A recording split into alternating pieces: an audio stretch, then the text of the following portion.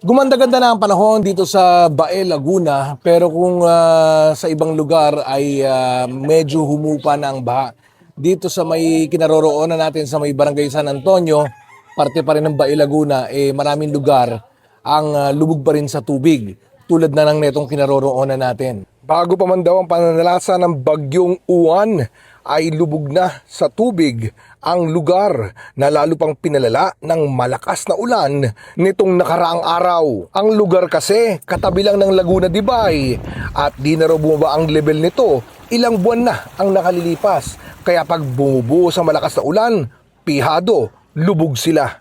Ano na po yan, level na ng tubig ng Laguna de Bay, kaya wala na pong tatakbo ng tubig.